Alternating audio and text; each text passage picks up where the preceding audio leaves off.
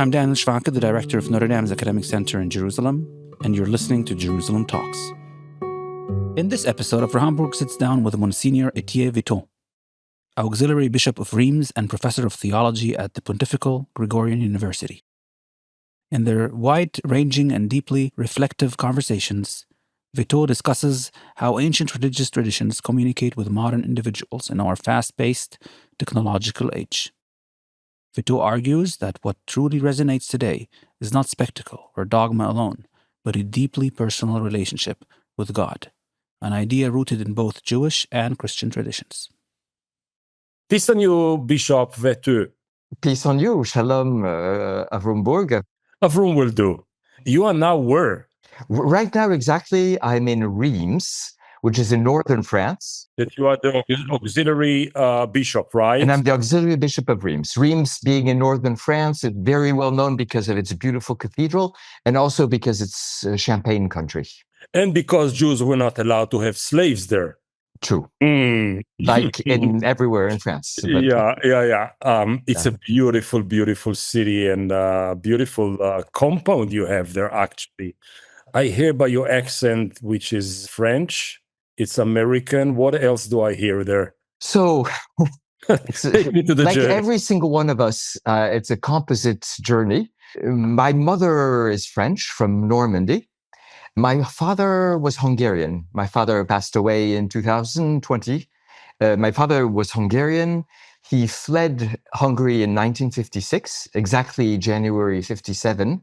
He was part of the Hungarian counter-revolutionary. For our audience to understand, that's a minute around the Russian invasion. Exactly. And the uprising and the Russian invasion. Yeah. He was part of the uprising. Yeah. When the Russians came in, most of his friends were locked into jail. He managed to escape.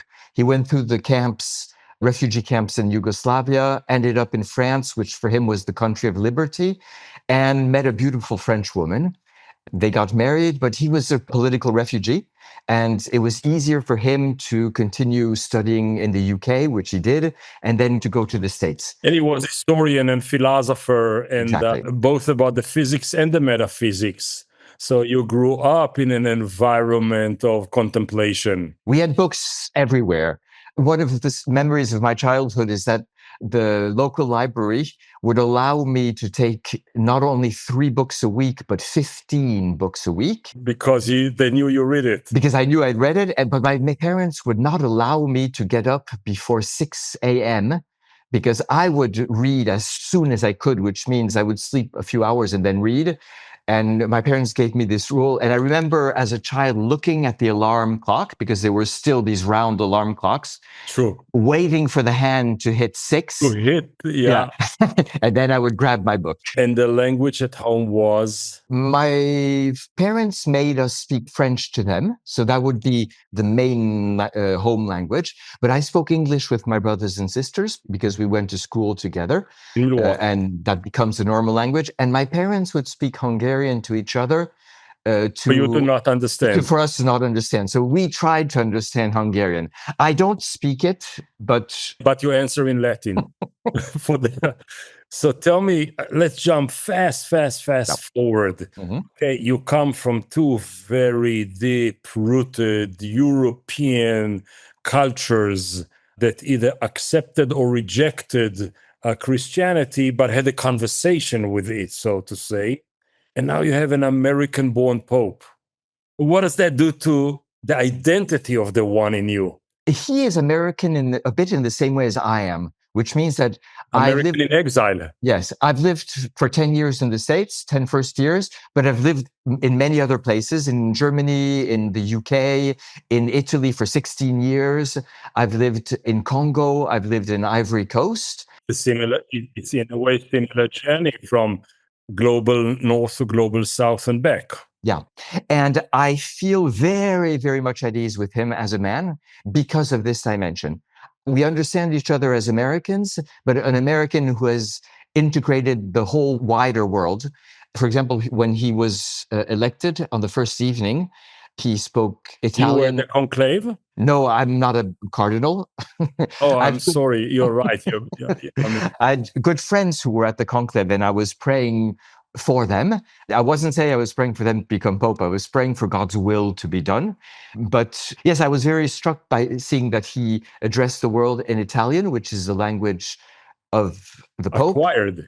Yes, acquired, and in Spanish, and not in English. And I was touched. I mean, listen, when something that significant happens in the spiritual world, never mind what faith you belong to, I respect. I mean, it's significant. And I was so moved when his sleeve went up and I saw the iWatch. Mhm. And I said, wow, that's also a language. It's a message, because it led me to the question of, you take an ancient religion, I mean, really historic one, with roots back in the days, with troubles, contemporary and ancient troubles. And how do you communicate with the modern reality and the modern individual? Not just communicate content-wise, also language-wise. I mean, you said you love books. Now you run the world with 140 characters in your Twitter. So build me the bridge between the iWatch and the Pope. So I'll tell a story and then I'll get to your question. The story is about the Pope. One of the persons who was the most surprised watching his TV in Rome that evening was the head of a sports venue, who every week had seen a little old man, an American, come twice a week to do jogging and muscle building and different things like that in his sports hall, and all of a sudden sees that this man has been elected Pope. He had never told this. So the Pope is a runner? This Pope is a runner and I'm a marathon runner, so I have a spiritual common denominator with him. Honestly, I don't know Wow. how perfected and how sports he is, but yes, he does take care of himself and does it in a very discreet way, because this man did not know who he was until Very humble one in a way. Yeah. No bragging about it. The question is a complex question, this question about language, because I think that part of the most important words in Western culture come from Jewish and Christian cultures. Actually, one of the questions is, how do we use our own words? For example, what became a human individual, a person, comes from panem, for example, God's faces, but being face to face with God, which only an individual can be in the Hebrew Bible. And then Moses communicated with God, panim el panim kedaber ish el reo, like a person talks to her best friend. Yeah. And there is really something in Judaism, or in the revelation given to Israel, which is, this is for the people, but it's for you individually as a member of the people, and it's out of love. Abraham was God's friend. There is really something that's built on this love, and that has very deeply transformed also the whole of what became Middle Eastern and then became Western society, which means that the treasures that I think we need to build on to speak with the new civilization are treasures that also come from us and that we need to rediscover. Which means that I do think that we need to go back to what is the most essential, I'll speak here as a Christian, in the Christian religion, to be able to find a way to adapt to the new vocabulary. You open here two doors. Mm-hmm. So let me try to walk simultaneously into both of them. I don't know how to do it, but let's try. On one hand, you say, me, Bishop Vetö, I'm both a philosopher, I'm into theory, but I'm a very practical person because I have a concrete job with people. So the first question is, build me the bridge between the abstract person in you and the practical one. And then I'll take you to a side road of Habermas and Ratzinger, vis-a-vis this. So first start with this one. I am struck by the fact that religion as a construction in the West is extremely brittle, extremely fragile. I have no idea where we are going, and if there still will be congregations of people meeting together in the Christian West outside of cities in 20 or 30 years. Why is that? Because the entire social fabric is falling apart? I think that both the entire social fabric is falling apart and that there's something in the way that religion has been presented that doesn't make the modern person vibrate. But what does, and I've been a bishop for 2 years, what does make people vibrate is when they realize that this God is someone who knows what they're experiencing personally, who cares for them personally, and who they can enter into a relationship with. And this is both very modern, but it's also the essence of what the revelation to Abraham and to Moses was, and also what Jesus is telling us, and the essence of what Jesus, the way Jesus introduces us into the relationship with the God who is his Father. Is that more concrete? No, let's continue. That's okay. I mean, abstract is also a language. What I mean is that very concretely with people, the people that come to see me and that have questions, they have extraordinarily intimate questions about their relation to God. And I know that that is a track that I simply need to pursue with them. I am not going to tell them where to go. I'm just going to walk with them. But it's on a track that abstractly has been brought to us by these religions, and that is still the beating heart of these religions. I hear you, and when you ask me, is it better understood? I took my own personal position rather than the position of the curious questioner or asker, and this is the beauty that recently, or maybe during many years, is compromised in Jewish faith or the Jewish structure is the absolute abstract of the divinity. So on one hand, you cannot address it in any human way, and it is sometimes so high and so far away, so transcendental, that I understand Christianity that you have a half-human address like me person.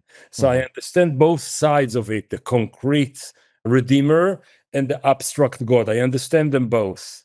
So I'll leave it there because it's not about me in the question, it's about you and your world at the following sense.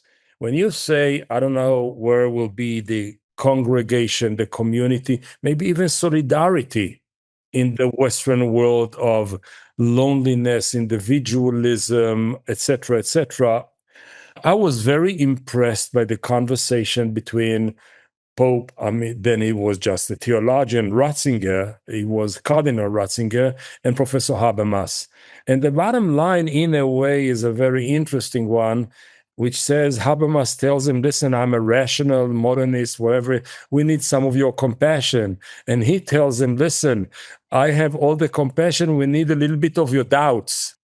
So again, now here, take the modern individual who needs both compassion and has a lot of doubts, and make me a Ratzinger Habermas package deal. Right. First of all, I think the fact that they needed each other was, I think, what helped them. That is a package. And for example, I would not say that in Christianity we have a half human, we have a whole human and wholly divine situation. But it's true that there is something that is, in a way, easier in Christianity to realize this intimate connection with God. But at the same time, I'd say two things. I'd say this is where Christianity also needs the sense of transcendence that it inhabits many Jewish conceptions of God. And also, I'd say the intimate also comes from the Tanakh. Psalms. Psalms are the most intimate prayer there are, and they express this so personal, so hurt or loving or angry relationship. Very emotional. Very, very, very The emotional. entire spectrum, from faith to doubts, from tranquility to anger. Let's walk a little bit the walk here, okay? I understand the power and the weakness of the Catholic structure, establishment, solidity. Mhm. I mean, it's a mountain difficult to push. And then I see in the last more than a generation, the TV evangelic American pastors. And I say to myself, as much as some of it troubles me, the snake dancing and all of this, they adapted modern communication and internalized it in a way that you and me read books and they fill stadiums. Mhm. So is it possible one day in the near future to see the Catholic who face this challenge of yours, the weakening of the old social structure, adapting some of these modern tools and venues? Do you see yourself go online, fill a stadium in Paris Saint-Germain? Paris Saint-Germain. Yeah. Actually, we do. We do it. Really? Yeah. When the Pope goes around, When the Pope goes out, it's rock star. less than 24 hours ago, I was on the outskirts of Rome in a place called Tor Vergata, where there were about 1 million young people, 800,000, 1 million young people. I was near the Pope on the podium, and the Pope was getting applause and young people shouting his name, and he was really communicating with him. But what struck me is that at the same time, the music was very low key, beautiful, but very peaceful. It was not something that excited people. Monophonic, Gregorian. Modern Gregorian. Okay, modern Gregorian. Okay. And that the Pope had a real message, both of the power that is brought by the fact of being in communication with God, but also of frailness. He had read an extract from Kohelet, and there was this idea of the frailness of the human being. And the Pope was able to do both at the same time, not giving up the fact that he was speaking to real human beings. The question was not to pump up energy, but was to bring someone else or to bring something else and to bring them to something else. But the setting was extraordinary modern setting. It sounds fascinating, but in a way, it weakens your position. Let me push back a second, okay? Yeah. The TV preachers had every Sunday a full stadium concert.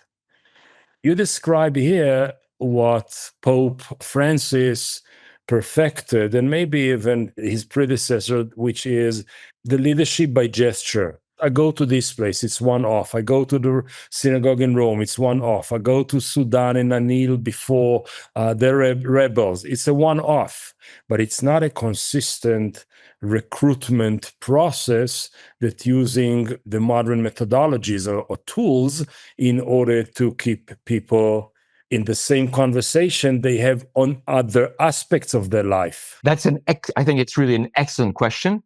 I have two answers. One, which is not exactly what you're saying, but seeing the event. Very Jewish. Very Jesuit also. They say Jesuits and Jews have these capacities or these ways. But I was struck by the fact that the young people were extremely excited to see the Pope.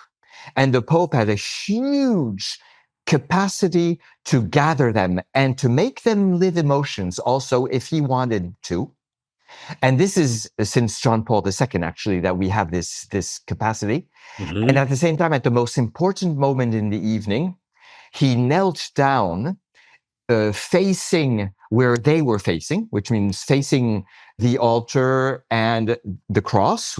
And he brought them to 40 minutes of silent prayer in a way of saying, yes, we have this fabulous setting, but the most important is not the setting. The most important is not me. The most important is that I help you go to what is going to be the deepest and the highest. So that struck me very much. I would never have seen a politician do that, for example, or even an artist is in a different position. Maybe Barack Obama once did it when he, after the assassination, that he went to the church and started singing Amazing Grace. Yes, that was a beautiful moment. Maybe it's a moment like this. Yeah. Yeah. Okay. Yeah. But I think that this is a question for every one of us. It's not only for Christianity and it's not only for religion, is that our relationship to time has changed. The fact that before we did things because they were necessary, because they were part of what we had learned, and we did things regularly. Sunday mass or service, Friday evening synagogue service, different. Right now, more and more people like to experience concentrated events and don't need them to be repeated or do not look for regularity. And maybe you can add to it one more dimension. We have a friend who is a caretaker from Sri Lanka. He is Christian, very Catholic.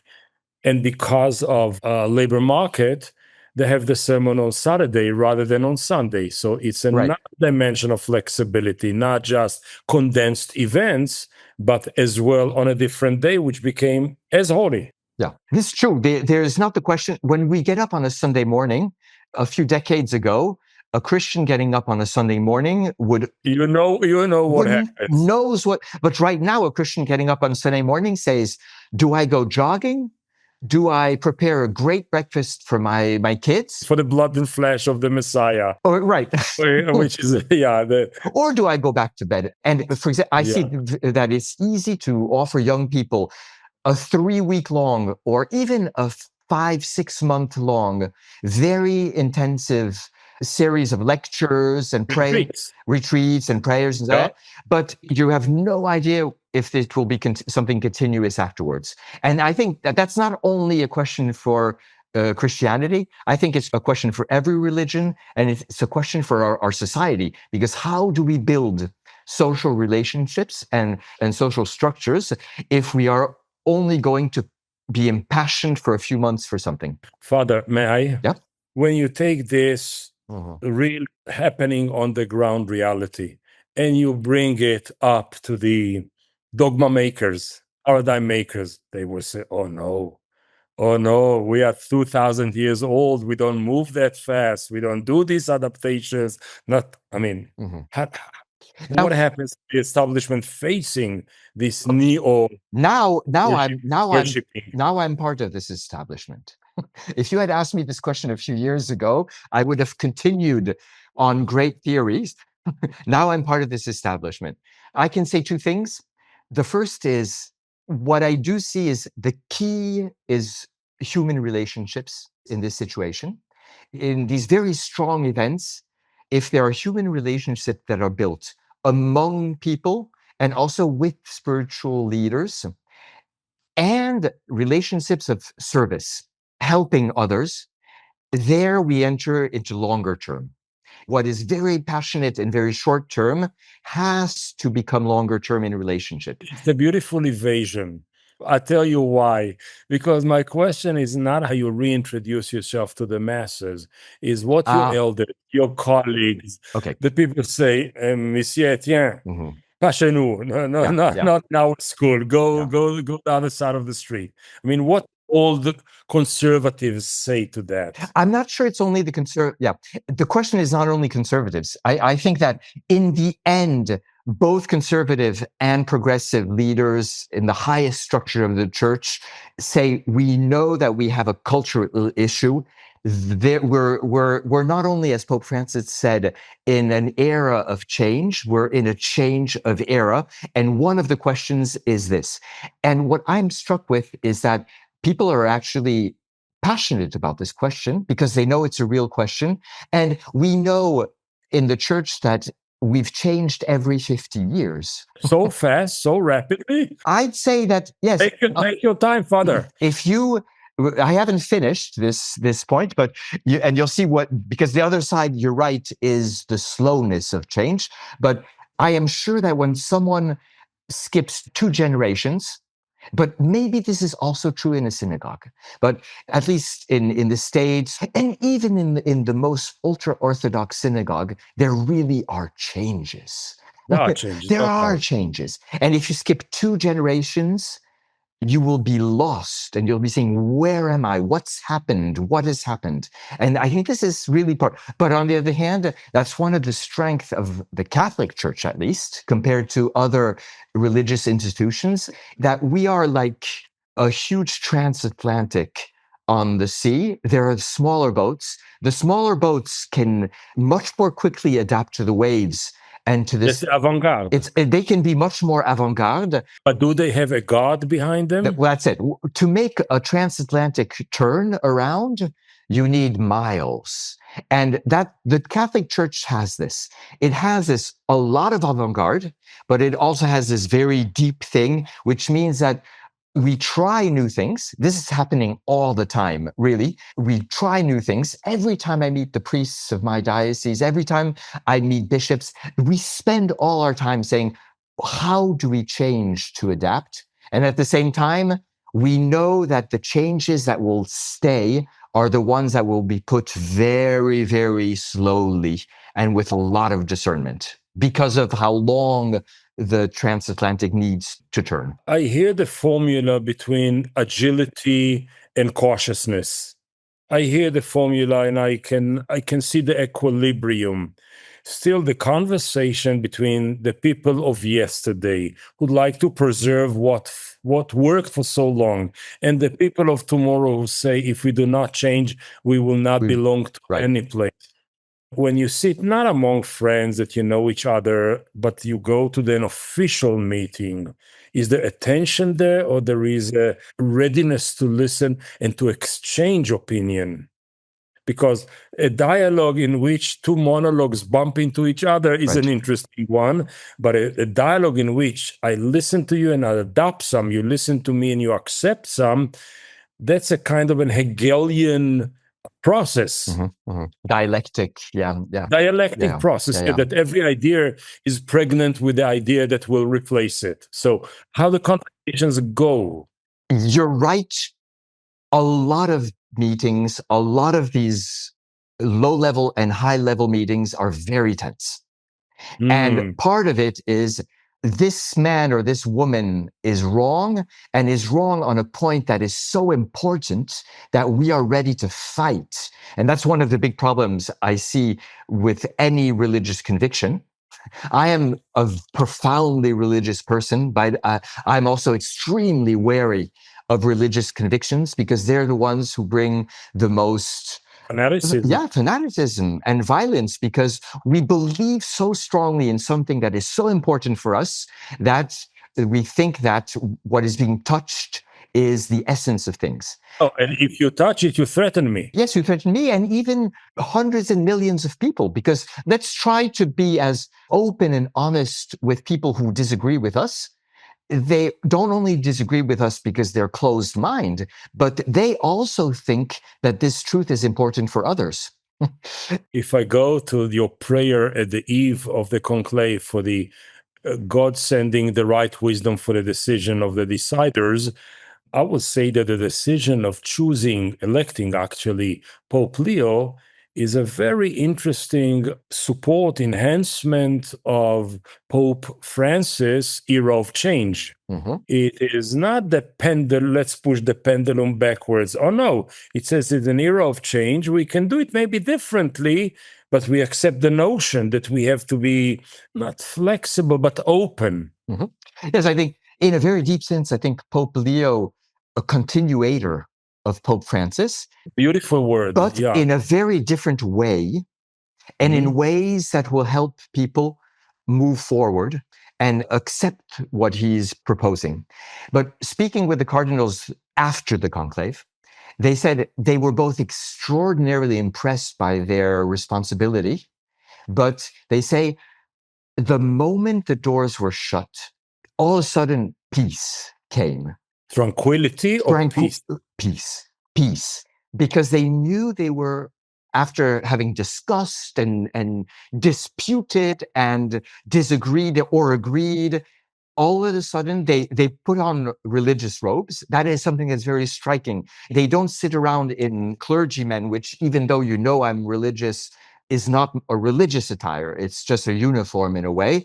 They put on their religious robe They started off with a half a day of prayer. Well, no, it wasn't a half a day, but a long moment of prayer Meditate. and meditation. And the whole thing was in prayer. And some of them told me, we, from that moment on, knew, of course, we are human. We can make mistakes. Maybe we did not listen to God the right way, but we were in God's hands and we were peaceful about it because we were trustful. But I'm going to, can I do part of the sending back to you? Because I want to send Sure. something back to you. Sure. At the beginning of our conversation, you spoke about reality, facing reality. And I would say we are right now in a situation, and if I look at the past 60 years of history, in which This is since the 65 Nostra Aetate. exactly, where I think theory tells us it's not possible. We will fight. Progressives and conservatives will fight. We will not be able to agree. We will not be able to adapt. It will be difficult. And the reality of the council, of the Second Vatican Council, is that the 2,000 something bishops who were gathered together, it took time, but they completely changed the plan of what they were supposed to be working on. And the council itself was an event that changed them and changed what they wanted to write. And that means that that is reality. They were able together to face something. The fathers of the council were from all sides of the scope of what you've been calling progressive and traditional. What I took from Vatican II, Mhm. it's fantastic to have an organization that meets every century. I mean, I have a meeting next hour. I have a century. I have time to contemplate. It's deep. It's profound. And the second was, I'm very impressed by the way in which it was decided, and we both understand that 20 years after the end of the Second World War, and there were people who witnessed both world wars, so much atrocities, so many issues happening at the midst of the cradle of European Christianity. You cannot avoid it. So it was very responsible approach.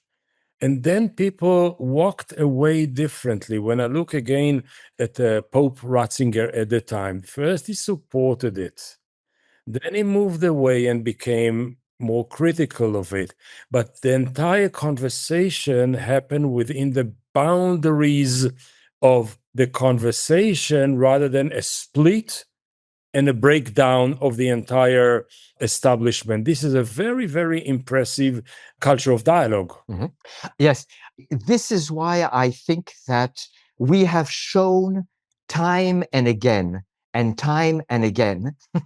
that it is possible to put very conservative, very liberal, and a lot of other kind of people, because in the church there are deeper differences than conservative and liberal. Those aren't the only questions. So even liberal and progressive are different than those It of doesn't mean the same thing. It the doesn't world. mean, It's so let's put completely different. very Yeah. different people. This time it was also very different cultures, extraordinarily different cultures. Putting these people together, we have the experience that we are capable of changing in such a way as the boat doesn't capsize, but continues. I think it's partly because of human capacities. I think that the church has had 2,000 years to build up both extremely strong and very flexible structure. Missionaries going to other countries adapt enormously, and this is part of the DNA of the church. And at the same time, I, as a believer, would say it's not only the structure, it's the fact of being able to pray together, to listen together to the Holy Spirit, and to allow it to become a spiritual event. So it is possible. I promise you to let you off. So I want a promise and one last question. So what do you want first, the promise or the one last question? Let's. I'd like to have another session of this conversation because we didn't touch some Yeah. of the more contemporary thoughts of yours about the Terra Santa at the larger sense, and I like to talk about it separately. Okay. But a question, you belong to a very, very apropos communities that you spoke about. Talk to us about Chemin Neuf. What is it? What is it? I mean, translation is root number 9. Okay, Chemin Neuf is the name of the religious community I belong to. It's a French name. It does not translate well because very contingently, it is the name of the street on which the first house of this community was. There is a street in Lyon, in France, Lyon, Lions, where a very steep street, which is called La Rue du Chemin Neuf, the street of the Chemin Neuf. The 9 row. No, the better translation actually would be the new way, because neuf in French can mean 9. And neuf, 9 and Neuf, neuf, but neuf means neuf. new. And what it really means is it was a new road. It was a new road leading outside of the town. And for us, even though the name comes from the street, we said it's our new way of living. And so we are men and women living together, religious, consecrated. In Catholic parlance, in Catholic language, consecrated means non-married sisters and nuns and brothers and priests. We are also Catholics and Protestants and Orthodox Christians, living together, working together. We are people from Ignatian spirituality, which means very close to the Jesuits, one of the strong, deep, very reflexive type of Christianity, but also charismatic, that touches this evangelical dimension that you were talking about with big gatherings and the feeling that the presence of God can be immediate and in daily life. And I think that what is the center of what we live is the fact that we need to be diverse to be one. Pluribus unum. Oh, pluribus unum, yes. The most beautiful moments at Pluribus, the most beautiful moments that I have lived in my community life has been with someone who has been very different from me. So either a woman with me being a man, or a Protestant, or someone from another culture, because we have people from different cultures living together, but also being able to live this in unity. Would there be a room for a Jew, a Muslim, a Buddhist? Or it's just in the perimeters of Christianity? De facto, the way it is, it's inside of Christianity, because we do feel that if you have so much diversity, you need also strong unity. And our unity is the person of the Messiah, of Jesus Christ, and the Old and New Testaments. This is where we can always dive back to agree on something or to find strength to be one. So Christianity is the launching pad, yes. Not necessarily the same galaxy towards the same galaxy, but at least the launching pad is the same. I would have the same question, but maybe this is for the promise. I would like to open this at least to Jews. I can explain why I'm being cautious and not saying to everyone. And that would be one of my dreams, but maybe this dream would be for the next. But we have a next session. Yeah. I think we do need the next section, because I'm very happy to have gone on quite freely with you, but it's true that some things about the modern way of seeing things, now after 45 minutes of conversation, I think I would have more precise ways of answering your questions. I was a bit taken by surprise. But I hope that we took off okay. We took off okay. I hope that you find so. I'm fine in the relation. It's just that I know I'm the kind of person who has a lot of ideas, but I sometimes need time to find the idea. I tell you, we started with, I address you as a bishop, and then I made a mistake and said a father. And then I'll tell you something that they say in Hebrew. I mean, daily Hebrew is my brother. Okay. So at least brother for humanity and brother for contemplation. Yes, definitely. And I'm grateful. Thank you very much. Viszontlátás. Viszontlátás. Jerusalem Talks is brought to you by the University of Notre Dame's Academic Center in Jerusalem and was made possible by the efforts of Avraham Burg, Daniel Schwacke, Gabriel Mitchell, David Turgeman, Ben Wallach, and Nathan Steinmeier. Learn more about us at jerusalem.nd.edu.